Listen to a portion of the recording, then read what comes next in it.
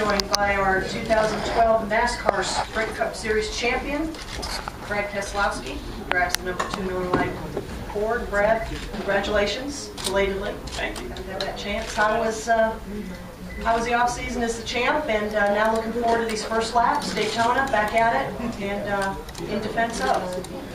Yeah, well, I mean, it's obviously great to be back at the track. I'm sure you guys have all heard the same answers there, but at the end of the day, we're all racers, and we want to get back to doing the things that we love, and racing is a passion that we share. So, we're ready to get back here, and by the looks of it, with the turnout here, that the media is too, and it's great to see that. It's very positive for the sport to have this great of a media turnout for testing, but I think as we get working here, we obviously a lot of work to be done for Penske Racing to do the conversion over from Dodge to Ford, and a lot of that work gets done in the shop, and then you come to the track and test, and you verify it. So there's a lot of work to be done there, and then there's a lot of work still for the sport in general, with a lot of things going on. Obviously, the new car that's going to get a lot of buzz here, deservedly so, and we're all trying to figure out a lot of things together. So track time helps us to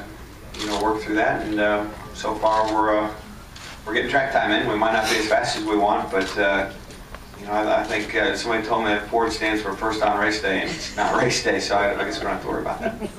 Brad, if you have questions for Brad, let us know, please. We'll bring the mics to you, and give us your name and affiliation before you start. Let's start with Brian. We'll go to David.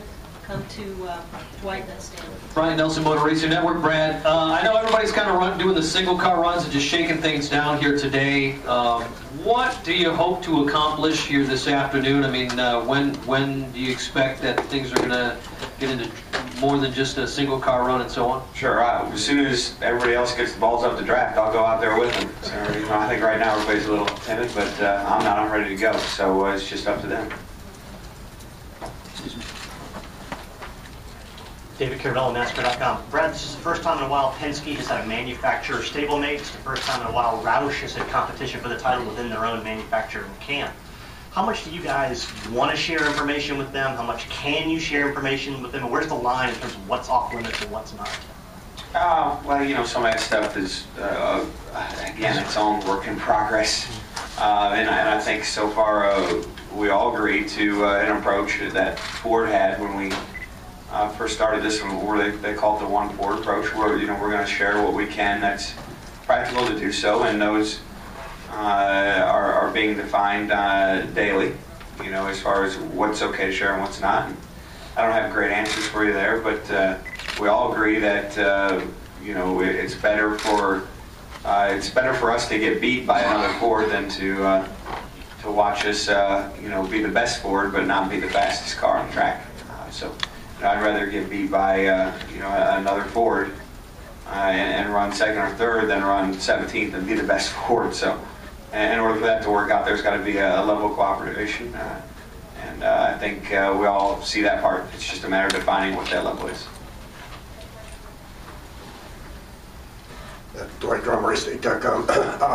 Brad, as far as the change of becoming a champion during the off season, could you kind of share what that felt like and how much different that might have been than a normal off season? And I'm slowly soaking it in, so I don't have a great answer for you, but to me it's been a lot of fun just seeing some of the doors that open up, and it's really a vague way to put it, but some of the doors that open up, whether it's people that show you more respect or opportunities to do different events that you might not have ever had, that to me is the most fun and the most honoring moments, or the most honoring moments of being a champion. So I'm really looking forward to see how those open up, and the great thing that separates winning a championship from winning a race is that you're a champion for a whole year instead of a race. So I feel a lot like it's as though I won a race, but you get to celebrate it for a whole year, and that's a really good feeling. Stan Creekmore with RPMtonight.com. Brad, you've got a double work job here. You've not only got to get used to a new car, but you've got to get used to a Ford in itself. Have you already felt any major positives in the change? From not just being a new car, but being a Ford as well? Well, I think that the major positive that we've seen so far, I was up in Detroit on Monday with the Ford team in the level of engagement, from the very highest levels is, remarkable. And it shows the commitment that Ford has, and I've never experienced that before. So that makes me feel very confident that any bit of adversity or any hurdle we have to climb, that we can do that because we have the dedication of resources and top-notch people. Thank you. Let's go Lee, then Nate, Jim, and finish up with Alan. Lee Spencer, Fox Sports.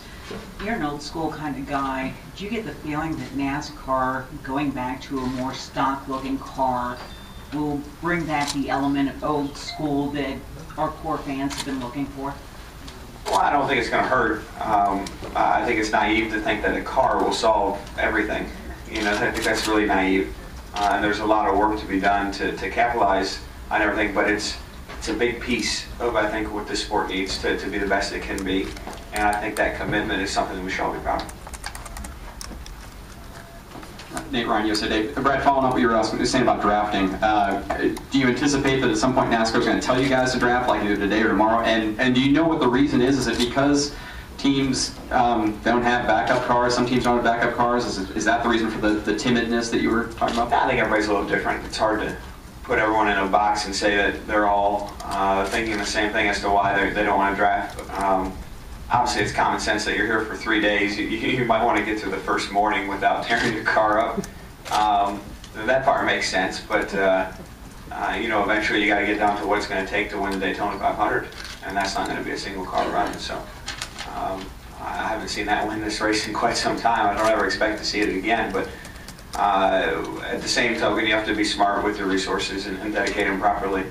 If you have a whole morning on a basically 6-session test, you want to use that one to do that, but eventually you want to get to it. But I don't want to put everyone in a box and say that it's a lack of cars or a lack of guts, but it's probably one of the two. Do you think NASCAR will encourage you guys either later today? Oh, absolutely. Yeah, I think that's probably good for everyone. Everyone needs a little kick in the butt every once in a while. So hopefully that'll happen if drafting doesn't happen on time. Jim Under Charles Observer, you were a big advocate for Joey to be your teammate. You won the championship last year, even though your teammate situation was in flux most of the year.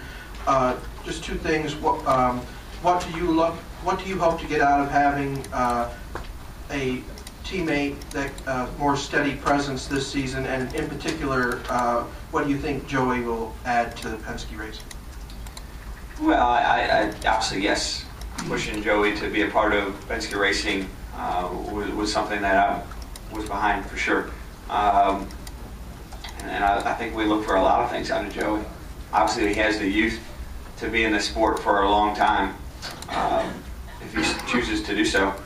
And he's got a great attitude as far as the positive energy he brings with credentials to date that make him someone that you can look up to or respect, as far as his personal life and decisions and so forth. And I think you combine that at the end with his talent, and in theory he should be around for quite some time and be able to make Penske Racing and that team, specifically the 22 team, a perennial contender. It's just a matter of putting other pieces together with him. And I feel like what I look for out of him is to do just that, make that car a contender week in and week out. And if he's able to do that, I think it's going to make everyone at Penske Racing stronger. And that's in all categories, whether it's increasing the level of funding because of sponsorship, or the other side of it, just pushing me to be a better driver and be more engaged. And I'm hoping for all those things across the board.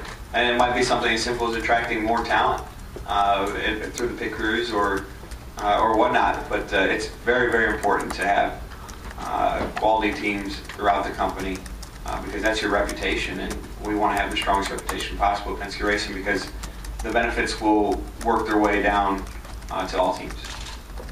Alan, then we have some time to come back over to Cliff. Brad Allen, NASCAR.com. Can you just assess your morning? You're eager to get out there, first one out there. It looks like you're low on speed charts, though. So, I mean, is that anything that concerns you, or what do you look at, or what do you think when you look at that? Well, I'm not happy not being fast, I can tell you that. But you try to put it in perspective of how much work is yet to be done over the next really month and a half, and know that those things. No, I'm not on the board anymore. Thanks, whoever cleared that off. See, it's a whole new day already, huh? But you know, like I said, being first on the track, that's something that Paul really prides himself on, and everyone on my team. That's our little way of vetoing the competition, saying that even if we're not the fastest on the track, we're going to be the first ones on it. So I've got a group of committed guys that want to do that. Okay, Andrew, can we finish up there? Claire B. Lang, Sirius XM NASCAR Radio. You were sort of the first to tweet at the first of the year, ready to get going, wanting to go for another championship, obviously, but you were really quick to the start of it all. And I wonder if you're going to have to temper your, you might get frustrated, you know, as your team is taking on all of this and knowing you're very good at what you do, but how do you temper the frustration you might encounter? Well, yeah, I mean, if you win a championship, you're certainly going to come in the next year with extremely high expectations. I don't think that's a surprise on anyone here in this room. And for me, it's, you know, you have to look at our history, and our history has been that I think we're a second-half team. You know, in the last 2 or 3 seasons, that's been our case, and I would expect nothing different next year. So I think if you just, you know, look at the past and know that we're stronger the second half of the year, and that's what we've done to be successful the last 2 seasons, that will carry you through you know, any shortcomings you might have at the start of the year. I'm honestly a little more nervous if I come out the gate really strong that we won't be good at the second half than the opposite. So we'll see how it plays out. We'll see, but you know, I feel like I don't want to build in an excuse for our team. So I'm not going to say, you know, if we don't run well at the start of the year, we have nothing to be worried about. I'm not going to build in that excuse. But I will say that, you know, you can, you know, apply it logically and know that we're the type of team that gets stronger throughout the year. And that's probably the best way to be. All right, Brad, thanks for your time. All right, thank you guys.